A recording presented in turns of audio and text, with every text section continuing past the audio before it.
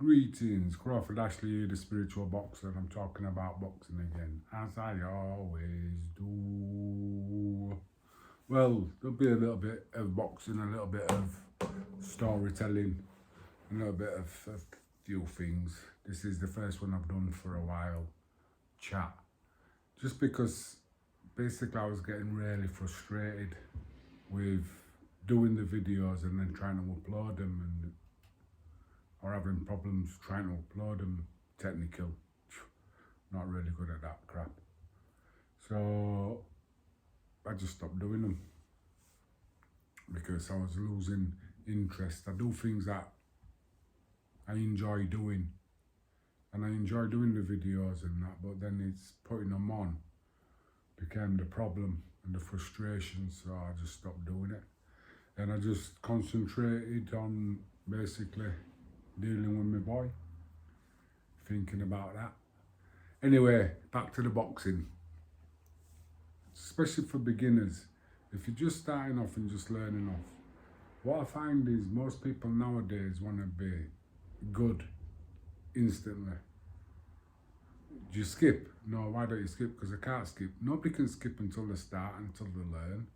You want to be good, it's going to take you 5 to 10 years at least to get into a position where you're good. To come and think you can do a couple of sessions and then be good, it just blows my mind. The same as trainers, you go on a few weekends courses and all of a sudden you're a trainer. No, you're not a trainer.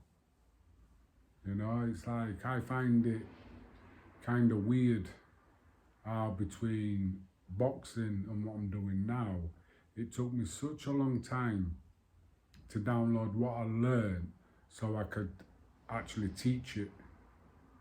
You know, there's a lot of things, body mechanics, balance, how to shift the balance and all this lot.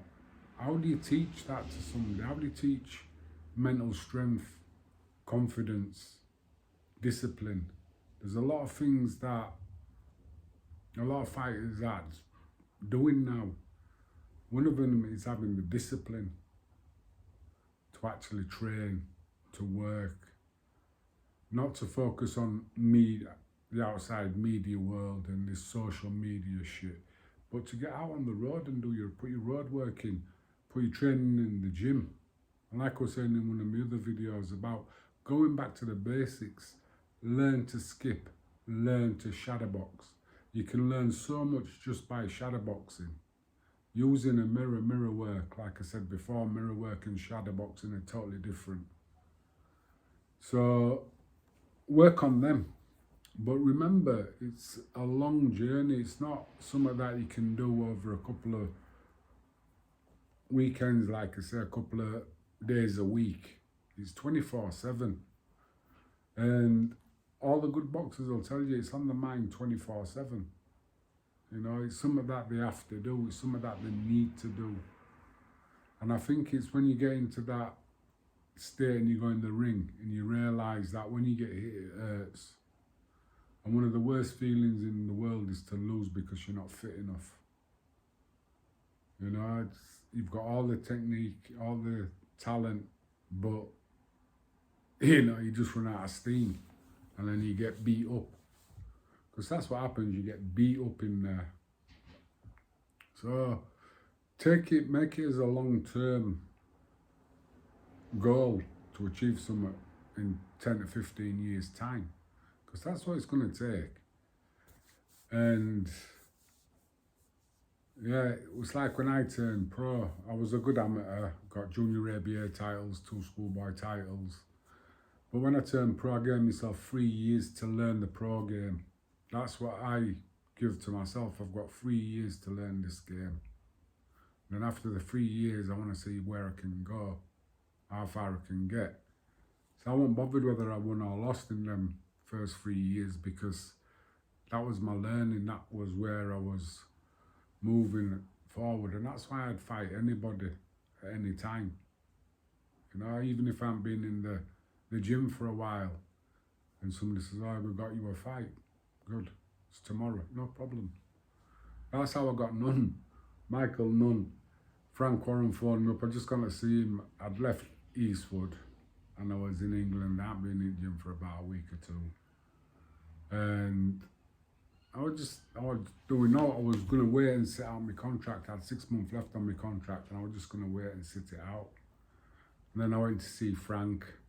Then I got a phone call from him saying, "Do you think you can do super middleweight?"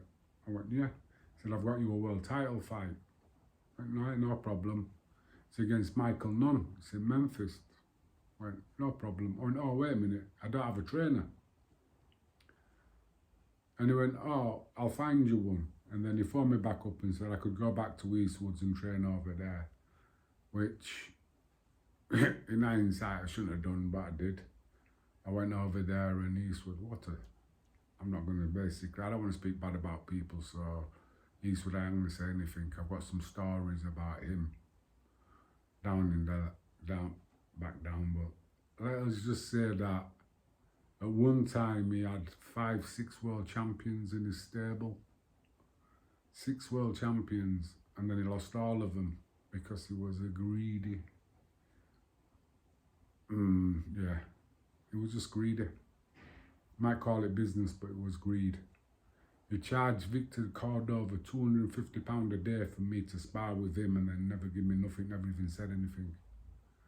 Victor told me I was too expensive. I said I'd have sparred with Victor for now because I was learning so much. Anyway, I digress. So, the Nunn fight. So I've come back to England and I phoned Frank up and got a trainer. So Frank says, "Give me a few minutes." He phoned me back about an hour later and says, "There's 3 names. Bob Paget,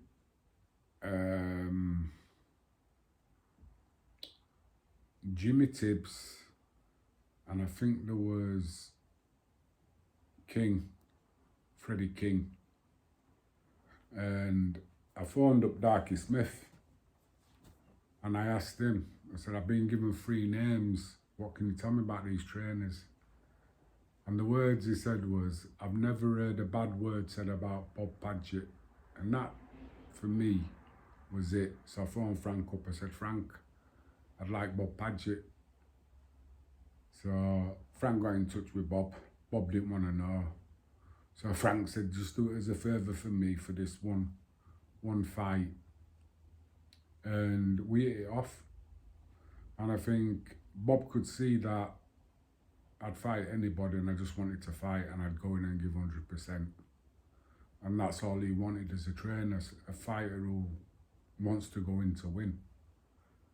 And with the Nunn fight, he seen that. He could tell I was there, but yet he still had the confidence in me that I could do it. And that didn't happen, but me and Bob was together right to the end. And Bob and Frank fell out.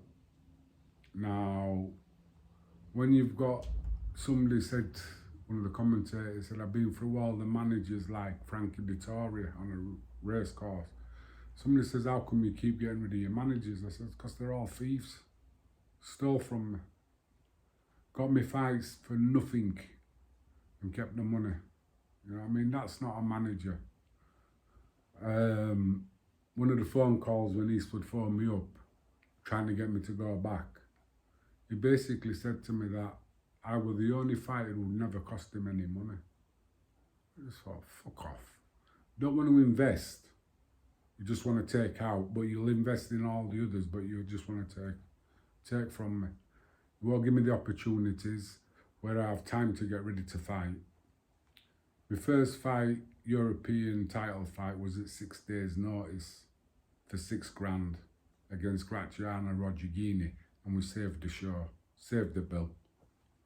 And people say, "Why did I take it?" Because there's something inside me that wants to know. And that's what I found now with a lot of the fighters who've made it to a certain level. They don't want to know anymore. They want to pick and choose, and it's about the money. It's pick and choose. But what they don't realise, when they retire, they're going to regret, because they aren't going to know. Are you the best? Did you beat everybody of your time? And this is a call out to like Tyson Fury. There's Usyk there. If you think you can do a job on him, go do it. But don't chat about it and then not do it, because when you retire, you're going to suffer. Could you have beat him? I don't know. It'd be a hard fight. It'd be a good fight. It'd be a tough fight. And the same as Anthony Joshua. Give the fans what they want. Go in there, blow him out in 1 or 2 rounds and just say, told you he was a bum. Because who have you beat? According to you yourself, all you've ever beat is bums. All the are bums. But right now you're looking like the bum. But that's just an opinion. Is it valid? Is it worth it? I don't know. But you're going to find out, aren't you? In time when you retire, if you don't fight the likes of Usyk and the likes of Joshua. Because it's only down, it's the only person it's down to is you. You know, playing games. Anyway, I was on about boxing and going back to the basics. I digress then, that's how my mind works sometimes. But like I say, learn your footwork and your balance. Your fitness level has to be a certain level before you can start taking in the information that's being taught. Somebody asked me a question about building self-confidence. And to me, I think self-confidence is basically not giving a shit what other people think.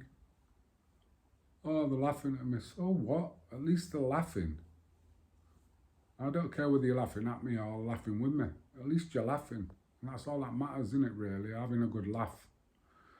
Laugh at yourself as well. And it's one of them as you've got to let go of that. Other people's opinions matter because they don't. Nobody's opinion matters, only your opinion of yourself. And you can see and you can listen to some of the commentators and some of my fights. I got knocked out by Clemenson. I'm finished, I'm a shot fighter. I'm this, I'm chinny, I'm all these things. Did I hear them? Did I listen to them? No. Then I boxed Salavangi, Joe Salavangi, who Clemenson lost to twice, and he gave up his title because he didn't want to fight him. They offered it to Mark Prince turned it down. They offered it to me, I went, yes please. Boxed him in York. I thought I boxed his head off, I thought it was a very good fight. He was an unbeaten fighter, and I don't think he fought again after that.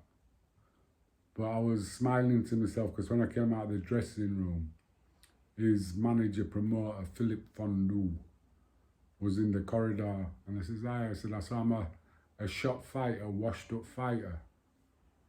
He went, I never said that. I said, yeah, you did. But the person who told it to was my brother. And the thing is, my brother would tell me because he knows all that do is just make me prove that I'm not. And it's not about making me prove, it's just like showing people who I am, because you don't know who I am. Yeah, I made a mistake that night, I got caught, got put to sleep by somebody who can bang. I ain't got a problem with that. Will I make a mistake next night? No. It's like I said, I can't go back, you can't change things. Just live with it, go back to the gym and work on what you should have done in that ring, and then next time you go out, you can put that into practice. But if you start going on about and thinking about what people say and listening to other people and getting them voices mixed up in your head, then you start doubting yourself. It's like, how do you build a strong mind? You turn the negatives into positives. It's like when I was managed by Frank Warren and he was managed by Nicky, and he managed Nicky Piper as well. Now I was waiting to fight for the British title because I was #1 challenger. I'd already gave up the title, and Maurice Corr fight never came off. I listened to him on Tris Dixon's, and I ain't got a problem with him. I had a problem with him at the time because I was getting ready for fights and the fights never came off. But the way he spoke, it was like not down to him. It was down to the likes of Frank who were pulling these strokes, because training costs you money. So I'm in training for a fight, and then the fight gets pulled off. I've lost all that money paying sparring partners, going away training, setting up training camp. And Frank knew this. So Frank phoned me up and he said, "Oh, Crawford, I've got you a British title fight. It's in Cardiff. It's against Nicky Piper." Yeah, no problem, no problem, no problem. Let's do it. I need you at a press conference tomorrow. I went, "Frank, I've got to go into training." He went, "You better be at that fucking press conference, blah, blah, blah." And he talked to me like I was a piece of shit. This voice in my head just says, "Keep quiet and let's go down." When I've gone down to the press conference, I've got Frank Warren sat there, Nicky Piper sat there, and then one of the reporters in the hall asked Nicky why he thinks he couldn't beat me. He said he's been training for the last 6 weeks. I found out last night, but he's had 6 weeks to get ready for me. I looked at Frank and went, "You're a cunt." And then I just looked at Nicky and I went, "You're going to lose." And the voice in my head, all it just said was, "He can't beat you. They've had to give him 6 weeks to get ready to fight you. He can't beat you. How can he beat you? They've had to give him 6 weeks to get ready for that fight." You know what I mean? And I went into training and that's all that I had in my mind is, he can't beat me. There's no way he can beat me. And he didn't. You can watch it. I got the full fight. The full fight didn't go on because they were trying to mess with my entrance, they tried to mess with everything. But I wasn't playing them games. All I was going to do was go in there and beat him up. And the reason why it went 12 rounds is because I had an extra 6 weeks training. The guy was fit, but it took a beating. And it's like I said about people who take steroids. Take steroids, all you're going to do is just take a beating. You're going to get strong and take a beating because somebody who can box is going to box your head off. You know, that's just life. But that's where I am at the moment. I've been talking to Lee down at Bethlehem Boxing and he wants me to do an audience with. So I was going to do one before lockdown came in and I was all ready to do it at Edmund House. And now I'm thinking about doing one on a Sunday between, I don't know, 3 and 5. And just do a question and answer or just tell stories about my career. But I don't think anybody be interested because I just think it's one of them, it's way gone, man. You know, I like to talk about the future and what's going on now. And like I say, with Theo, trying to get him on, we're off back to Sheffield on Saturday because Rob's changed gyms and he's just got it all thing. And with the new rule that's coming, you have to box amateur before you can go pro, which I think is a load of fucking bollocks. They want him down to have a few amateur fights, and then then he wants to turn pro. But he's somebody who puts in the work and he puts in the effort. He always wants to be in the gym. He always wants to be training, and he wants to fight. And it was like, why don't you fight on the shows that Lee puts on? And he just said the competition up there, he wants to be tested. He's had 10 on them white collar fights and stopped 9 and 1. He would have stopped, but he was on a 3 2-minute rounds. And he's one of these, he's got an engine on him, he could do 10, 12 rounds. His first fight could fight for the Central Area title, I believe. And I believe he'd win it. But that's just my thought. Anyway, if you like the vibe, then subscribe. Chilling out.